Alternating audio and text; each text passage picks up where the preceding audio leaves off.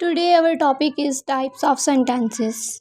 ठीक है, बेसिकली तो इसकी जो टाइप्स हैं वो सिंपल, कंपाउंड, कॉम्प्लेक्स और कंपाउंड कॉम्प्लेक्स सेंटेंसेस, मतलब मोस्टली तो ये तीन ही हैं, लेकिन ये भी ठीक है। और जो नीचे वाली इसकी काइंड्स हैं, ठीक है, तो हम वन बाय वन को स्टडी करेंगे। सबसे पहले है सिंपल सेंटेंसेस। सिंपल सेंटेंस क्या होते हैं? ये एक सिंगल इंडिपेंडेंट क्लॉज से मिलकर बनते हैं। इंडिपेंडेंट मीन मतलब किसी पे डिपेंड ना करना, ठीक है ना। तो मतलब ये जो होते हैं सेंटेंस, ये किसी दूसरे सेंटेंस पे डिपेंड नहीं करते, मतलब ये पूरा सेंस देते हैं, पूरा मीनिंग देते हैं, किसी पे डिपेंडेंट नहीं होते, ठीक है। और इसमें एक सब्जेक्ट होता है और एक वर्ब होता है। इसके आगे से ये एग्जांपल्स हैं, आप देख रहे हैं, इन पूरी सेंस दे रहे हैं पूरा। इसमें मतलब किसी नेक्स्ट सेंटेंस या किसी की इनको ज़रूरत नहीं है, ये डिपेंड नहीं कर रही किसी पे, इंडिपेंडेंट है, ठीक है। अब है कंपाउंड। कंपाउंड जो है उसमें दो इंडिपेंडेंट क्लॉज होती हैं, ठीक है। दो सेंटेंस होंगे जो इंडिपेंडेंट होंगे, ठीक है, दोनों एक दूसरे पे डिपेंड नहीं करेंगे। उसके अलावा सबसे इजी जो वे है उसको याद करने का, वो कोऑर्डिनेटिंग कंजंक्शन, मतलब ये वाले जो वर्ड्स हैं, फैन, बॉयज़, ये तो एक टिप है, टिप के तौर पे आप याद कर सकते हो। इसमें ये वाले वर्ड्स आते हैं, ये जो फर्स्ट वर्ड्स हैं वो मतलब ज़्यादा इंपॉर्टेंट है, मतलब मोस्टली ये आते हैं, लेकिन ये भी आप कर लो, ठीक है।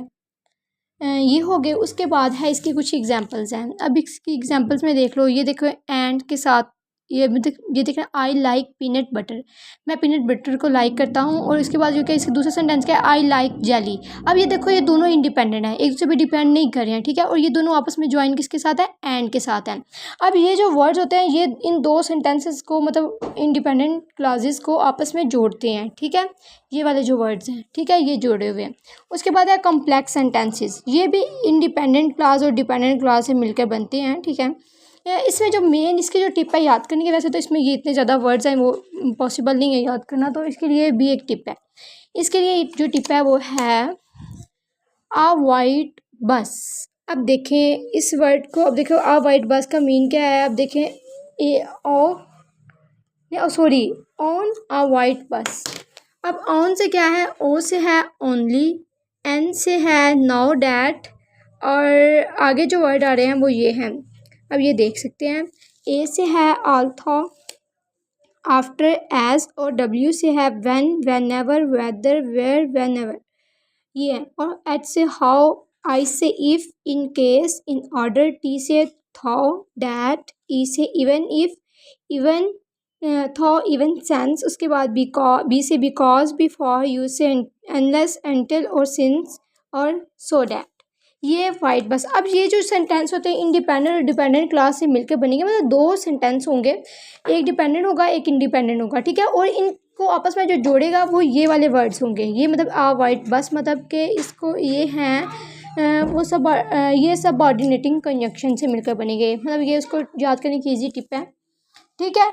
अब ये देखिए एक एग्जांपल हम कर लेते हैं, एक मिनट, हाँ अब देखें, I learn English perfectly because I studied very hard. अब आई स्टडीड वेरी हार्ड किस पे डिपेंड कर रहा है, आई लर्न इंग्लिश परफेक्टली, ठीक है। और ये दोनों आपस में ज्वाइन किसके साथ हैं, बिकॉज के साथ, जो कि है बस का बी, बिकॉज, ओके।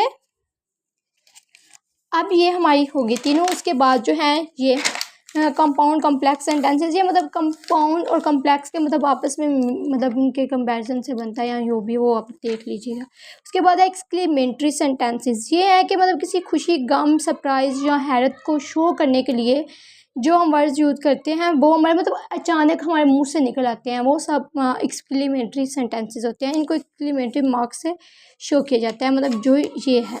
उसके बाद फॉर्मेशन, मतलब देखिए for Joy, for sorrow, for surprise के लिए ये वर्ड्स हम यूज़ करते हैं, आप देख सकते हैं।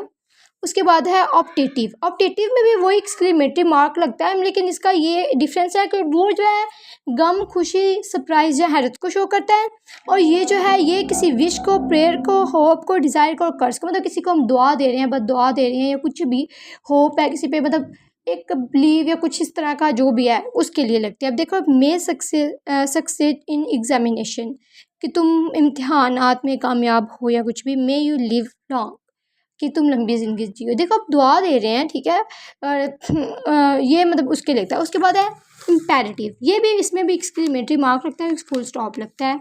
इसमें क्या है, कोई कमांड हो, कोई रिक्वेस्ट हो या फिर कोई सजेशन हो, ठीक है।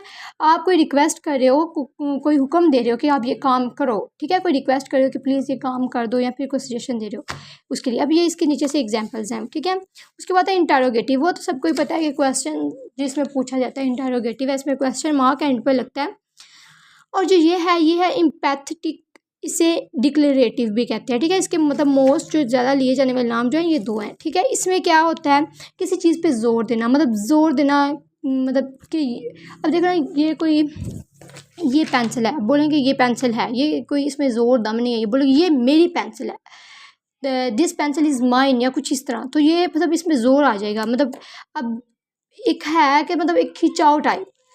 उसके बाद इसके भी एग्जाम्पल्स हैं, ये कुछ ये देख लें। अब आगे इसके दो काइंड्स हैं, पॉजिटिव और नेगेटिव सेंटेंसेस। इसको मतलब ये दो नाम भी है पॉजिटिव के, ठीक है। इस पर पॉजिटिव ये है कि कोई पॉजिटिव न्यूज़ हो, गुड न्यूज़ हो, कोई अच्छी सी। और इसमें नेगेटिव में ये है कि कोई गलत न्यूज़ है, मतलब नॉट या कुछ इस तरह के जो सेंटेंसेस आते हैं। जैसे नदीम इज़ माई फ्रेंड, ये पॉजिटिव न्यूज़ है। अली इज़ गुड टीचर, ये भी पॉजिटिव। नेगेटिव में चेक करें, he is not my brother, today I have not seen him, ठीक है। नॉट आ रहा है तो ये नेगेटिव में आएगा। अब एक मैं आपको ये करवा सॉरी ये शो कराती हूँ इसमें से कि जल्दी मतलब अगर याद करने हैं या फिर कुछ भी, एक क्राफ्ट टाइप है, चेक कर लें।